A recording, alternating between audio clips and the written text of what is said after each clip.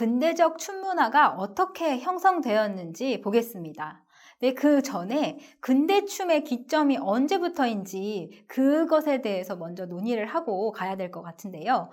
김호연 선생님은 한국 근대춤의 기점을 정확하게 정하기가 매우 어렵다라고 이제 얘기를 하셨습니다. 왜냐하면 연구자들마다 이 근대춤의 기점에 대한 의견이 다르기 때문입니다.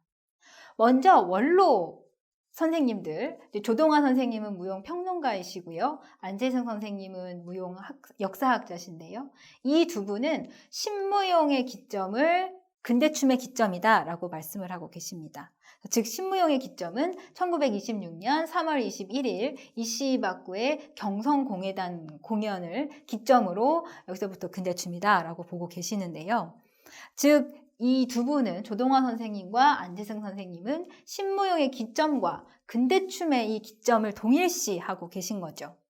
그 이유는 이 이시바쿠의 공연으로 최승희와 조태권, 신무용 1세대로서 매우 활발하게 활동한 이 최승희와 조태권이 이 이시바쿠의 공연을 보고 이 일본으로 건너가서 이시바쿠 문화에 들어가게 되거든요. 그래서 이 본격적으로 이 모던 댄스라는 것을 수련을 하게 됐기 때문에 이 사건이 근대춤의 기점이다라고 하고 있습니다. 그러나 이 이시바쿠의 공연이 경성일보의 후원의 공연이었어요. 경성일보는 당시 일본 정부에 의해서 발간되는 신문으로 일본어로 나오는 신문이었거든요. 그래서 이 공연에 대해서 많은 대중들이 접하지 못한 공연이었습니다. 그래서 과연 이 이시바쿠 공연이 물론 큰 영향을 미치긴 했지만 근대춤의 기점으로 볼 수 있을까 하는 데에서는 의문이 있는 것입니다. 지금 이 왼쪽에 보시는 사진이 바로 당시 1926년에서 하나 공연되었던 이시바쿠의 수인이라는 작품 중에 하나인데요. 수인은 이제 감옥에 이렇게 갇힌 사람을 뜻하는데 보시면 여기 이렇게 밧줄로 이렇게 막 묶여 있는 것이 보여요. 그래서 이 이시바쿠는 독일의 노이에탄츠 표현주의, 이제 마리 비그만의 영향을 받아서 자신의 감정과 이런 것들을 이제 이 춤을 통해서 표현을 하고, 그래서 이 당시에 이 신무용 이 표현주의 영향을 받은 춤들을 보시면 되게 어두워요. 이 어두운 감정, 막 이렇게 고뇌하고, 막 이렇게 쳐다보고, 이 안에 이 내면의 복잡한 마음을 춤으로 표현하는 그런 춤들이 많습니다. 김경애, 김채연, 이종호 선생님은 2001년에 우리 무용 100년이라는 책을 내셨어요. 그래서 1900년대부터 이 20세기의 춤을 쭉 정리를 하셨는데요. 그분들은 이 근대 시기는 1900년부터 1960년대까지, 즉 협률사가 1902년에 만들어졌잖아요. 그래서 거의 그 시기 때부터 근대 시기다라고 보고 계세요. 그러면서 이 60년이라는 이 시대를 이제 세분화하고 계신데요. 어떻게 나누는지 한번 보겠습니다. 근대 무용의 성립과 전개해서 1900년대부터 1925년까지 해서 이시바쿠가 공연이 26년에 왔으니까 그 전까지를 이제 근대 무용의 성립과 전개 과정으로 보고 26년 이시바쿠를 기점으로 신무용의 시대에서 1944년까지 광복 전까지를 보고, 그리고 해방공간의 한국춤이라고 해서 이제 45년부터 한국전쟁 전까지 50년을 보고 있고요. 그리고 전시와 전후, 그러니까 한국전쟁기와 이 전쟁 이후의 무용계의 재편에 대해서 이제 1950년대를 이렇게 세분화하고 있습니다. 그래서 여기도 보면 신무용의 시대라고 이 세 분도 동의는 하고 계신 것 같아요. 조동아 선생님하고 안재승 선생님의 의견을. 그런데 이제 근대무용의 성립과 전개라는 측면에서 조금 더 이제 확장해서 이 근대춤의 기점을 논의를 하고 계시는 게 이 세 분의 의견이었습니다. 세 번째로 김호연 선생님 같은 경우는 한국적 근대의식을 갖고 공연된 작품과 그 대중적인 영향관계 측면에서 이 근대춤을 논의를 해야 되지 않는가에 대한 물음을 던지고 있습니다. 김호연 선생님도 한 1900년대부터 1960년까지 이 근대 시기를 보는 게 맞지 않을까라고도 의견도 하고 계시는데요. 어쨌든 1928년 이 배구자의 이 개인 발표회가 있었고요. 그래서 이 개인 발표에서 창작무용 아리랑, 그러니까 우리나라 민요 아리랑에 맞춰서 춤을 췄고요. 또 러시아의 빈사의 백조 이걸 또 한국적으로 표현한 이 다양한 창작 세계를 표현한 공연이 이 진정한 이 근대춤의 시작이 아닐까. 왜냐하면 이 공연이 당시 이 조선 사람들에게 아주 큰 반향을 일으켜서요. 이 관객과의 이 소통 구조를 통해서 근대 무용의 여러 담론을 형성을 했기 때문에 이 진정한 근대춤의 기점으로 이 배구자의 공연을 펼 수 있지 않을까라고 보시고, 그 이후에 바로 이어서 30년에 최승희가 이제 이시박구 문화에서 돌아와서 최승희 무용연구소를 만들고 최승희 무용연구소 1회 공연을 30년에 갔고요. 그리고 조태권도 이어서 돌아와서 1934년에 조태권의 공연을 해서 이 세 사람이 1920년대 후반부터 30년대 초반까지 이렇게 모두 한국 근대 무용을 형성하는 이 움직임의 발로로 볼 수 있지 않은가 해서 김호연 선생님 같은 경우는 근대춤의 시기를 보면 1920년대 후반 이 배구자 공연을 기점으로 해서 1960년대까지 볼 수 있지 않을까라고 이제 말씀을 하고 계시고요. 쭉 보셨던 것처럼 학자들마다 근대춤의 이 시기 구분은 조금씩 다릅니다. 그러나 이 20세기 초부터 춤에 이제 새로운 움직임이 있었음에는 다 동의를 하고 있기 때문에 아직까지 근대춤의 기점을 어떻게 해야 되는지에 정확한 이 학술적인 이제 명확한 것은 나오지 않았지만 20세기 초부터 한 60년대까지를 근대춤으로 보는 데에는 동의하고 있습니다. 여러분들도 이렇게 근대춤의 시기를 대략 그렇게 생각하고 이 수업을 들어주시면 좋겠습니다. 그래서 춤에 대한 인식의 전환이 이 근대 시기에 특히 20세기 초에 이루어지는데요. 1920년하고 21년에 러시아 블라디보스톡에서 해삼이 조선학생음악단의 전국 순회 공연이 있었습니다. 이때 러시아 블라디보스톡에서 거주하던 이 한인 학생들이 유럽의 민속춤 공연과 음악 공연을 했는데요. 그래서 그 공연들에서 전국 순회 공연을 가졌는데 고팍춤, 러시아 민속춤이죠. 지금은 우크라이나 민속춤이고 스페인춤, 헝가리춤, 수병무, 왈츠 등 유럽 나라에서 췄던 민속춤과 사교춤을 공연을 했습니다. 그러나 이 공연이 정말 센세이션하고 큰 유행을 일으키면서 또 춤에 대한 인식을 전환하게 해줄 수 있었던 것은 춤은 누구나 출 수 있다라는 인식의 전환을 가져온 것이 가장 큰 성과였는데요. 그 전에 조선시대에만 하더라도 춤을 추는 사람들은 천민이었어요. 그래서 사대부가 있고 중인, 서민, 천민, 그래서 가장 낮은 계층이어서 춤을 추는 거는 그렇게 이렇게 좀 이렇게 고급스럽고 다 누구든지 이렇게 선호하는 그런 활동이 아니었는데 이 블라디보스톡에서 한인 학생들이 대학교에서 공부를 하고 있는 학생들이 와서 이렇게 춤을 추는 걸 보고 춤은 누구나 다 출 수 있는 거구나. 이 춤이 그렇게 나쁜 게 아니구나.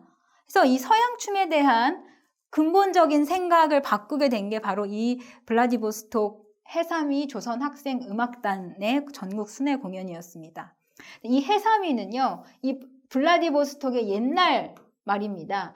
그 블라디보스톡에 해삼이 많이 나서 해삼위라고 이제 붙였는데 우리가 아는 그 해삼 맞습니다. 먹는 해삼. 그때 이제 해삼이 많이 났다고 해서 해삼위라고 불렀다고 하고요. 이렇게 그 1920년대 중반부터 이 무도 열풍, 즉 사교춤 열풍이 불게 되는 것이 바로 이 러시아 블라디보스톡 해삼이 조선 학생 음악단의 이 공연이고요. 이 학생 음악단 중에서 다 돌아가지 않고 한두 명은 남아서 또 여기서 뭐 고팍춤을 가르친다든지 이렇게 춤 활동 그리고 바이올린 개인 교습을 한다든지 이렇게 해서 또 서양의 문화 예술을 알리는데 또 큰 역할을 한 것이 바로 이 사람들의 공연 활동입니다. 특히 원로 비평가이신 이제 돌아가셨는데 박용구 선생님은 이 해삼이 조선학생음악단의 공연은 이 외래춤 수용의 시작점이다. 그리고 근대의 시작을 알리는 기폭제라고 이제 평가를 하셨는데요.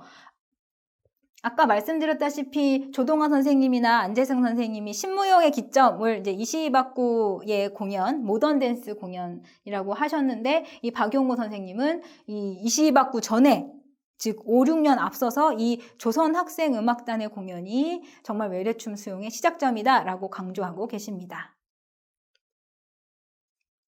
두 번째로는 방금 말씀드린 이 1926년에 이 이시바쿠의 경성공예단 공연이 또 춤에 대한 인식의 전환을 가져온 큰 사건이었습니다. 이시바쿠는 1923년에서 25년까지 유럽에 머물면서 유럽의 현대무용을 습득을 했어요. 그래서 당시 유럽에서 유행하던 이 달크로즈의 유리드믹스, 리드믹, 그리고 마리 비그만의 표현주의 현대무용을 이제 조선에 처음 소개를 했고, 당시 일본에서는 이제 신무용 운동, 노이에 탄츠 하면서 이 신무용이 유행을 했는데 이게 이제 조선으로 유입이 되면서 조선에도 이 표현주의 현대무용이 이시바쿠를 통해서 들어온 것이죠. 그래서 예전에는 이 무용춤이라는 것은 왕실이나 이렇게 연희 그리고 이제 그런 좀 개인의 감정이 드러나지 않는 매우 절제된 그런 예술이었는데 무용을 통해서 개인의 감정과 사상을 표현을 하는 그리고 이 무용이 사회적 산물이다. 그리고 이 무용의 사회적 역할에 대해서 인식을 하게 된 것이 바로 이 이시바쿠의 공연에 의해서인데요. 그래서 이 경성의 지식인들에게 이게 일본 신문에 경성일보에 이제 일본어로 나가서 많은 사람 일반 대중들이 접하지는 못했지만 경성의 지식인들에게 큰 반향을 이끌게 된 공연이 바로 이 이시바쿠의 공연이었습니다. 따라서 이 공연을 보고 최승희, 조태권이 이 이시바쿠의 제자로 입문을 하게 되는데요. 최승희 같은 경우는 매우 어렸어요, 당시에. 그런데 이제 최승희의 오빠가 이런 새로운 문물에 대해서 매우 밝았기 때문에 아마 이렇게 좀 가보면 어떻겠냐 이렇게 소개를 하지 않은가 하는 저희가 추측을 해보기도 하고요. 이렇게 해서 최승희와 조태권이 이시바쿠 문화에 가서 모던 댄스 수업을 받고, 네, 그래서 우리나라에 돌아와서 신무용을 이제 정립을 하게 되는데요. 이 조태권과 최승희의 이 신무용이라는 것은 이 넓은 의미의 신무용, 뭐 새로운 서구의 무용이 아니고 조선춤, 그러니까 우리의 춤을 모던 댄스 기법으로 추는 이 무대화된 춤, 즉 협의의 신무용입니다. 이렇게 근대 시기에 서양에서 유입된 춤문화들을 좀 살펴볼 텐데요. 네, 아까 말씀드렸던 해삼이 조선학생음악단에 의해서 전파된 알려진 사교 무도, 사교 춤, 그리고 서양 민속춤이 있었고요. 그리고 두 번째로는 교육무용이 있었습니다. 교육무용은 이제 선교사들에 의해서 이화학당이라든지 배제학당이라든지 학당들이 만들어지는데요. 여기서 이제 이런 서양에서 들여온 그런 춤들을 또 배우게 되고요. 또 일본에 의해서 일본식 교육이 들어오면서 유희라든지 또 그런 교육 안에 그 제도권 안에 학교 교육 안에서 또 무용 교육이 체육 안에서 또 이루어지기도 하고요. 또 발레 는 러시아가 1917년 사회주의 혁명으로 이제 많은 예술가들이 이렇게 이제 망명을 떠나면서 당시 이제 황실 발레단에 있던 이제 발레리나들도 우리나라까지 와서 이렇게 공연을 하는 경우가 있었습니다. 네, 그럼으로 인해서 이제 발레가 우리나라에 이제 알려지기 시작을 했고요. 레뷰춤 같은 경우는 좀 말이 어려운데 프랑스어입니다. 이게 그 파리에 가시면 물랑루즈 가면 되게 화려한 캬바레에서 추는 그런 쇼춤 있죠. 이제 러시아에서는 에스트라다라고도 하는데 그런 이제 캬바레나 이런 여흥거리로 보는 그런 춤들이 들어와서 이제 기생들 조선 말기부터 해서 근데 일본 일제강점기 때 이제 레뷰춤이 또 기생들에 의해서 많이 영향이 되고요. 또 최승희 조태권에 의해서 그리고 이시바쿠 문화에 있었던 여러 무용가들에 의해서 모던 댄스도 우리나라에 당시에 이렇게 서양에서 유입된 춤 문화들이 많이 유행을 했습니다. 네 번째로 이 근대 시기의 그 춤 문화를 보시면 가장 큰 게 민속춤의 무대화입니다. 거기에 가장 핵심적인 인물이 한성준 선생님이신데요. 지금 이제 왼쪽에 보시면 이분이 바로 한성준 선생님이신데 1874년생이십니다. 1930년대에 서양의 춤 문화들이 너무 성황을 했어요. 이 모던 세대들이 정말 처음 본 거잖아요. 외국에서 들어온 거, 그동안에 우리나라에 있었던 것들이 아니니까.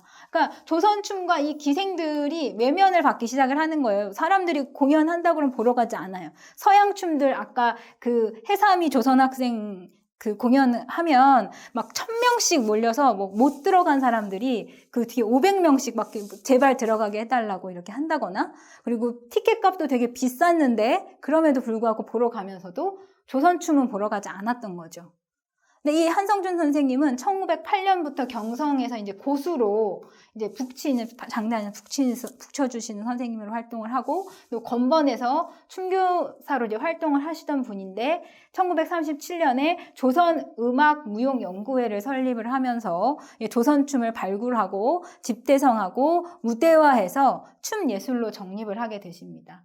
그래서 지금 현재 이제 우리가 전통춤이라고 승무, 건무, 태평무, 한량무, 살풀이춤 이런 것들이 다 이 시기에 한성준 선생님이 무대용 작품으로 재구성한 작품들이 바로 이 작품들입니다. 매우 중요한 분이시죠. 그래서 이 한성준 선생님의 제자로서 이제 이강선, 장홍심, 한영숙, 강선영 선생님이 계셨는데요. 이분들은 후에 이 한영숙 선생님은 승무, 강선영 선생님은 태평무로 예능 보유자 인간문화재가 되셨고요. 그리고 이 한성준 선생님한테 김천흥 선생님, 조선의 마지막 우동이죠. 그리고 최승희도 이 한성준 선생님한테 이 전통춤을 배워서 조선춤의 가치를 이제 재인식하고 이 조선춤의 근대화 그리고 작품화를 이렇게 하게 됩니다. 그래서 이 한성준 선생님의 이런 민속춤의 무대화 작업은 이제 최승희, 조태관 등 이 신모형가들에게 큰 영향을 주어서요, 이 조선춤의 근대화 그리고 무대화의 그 발전을 가하게 됩니다.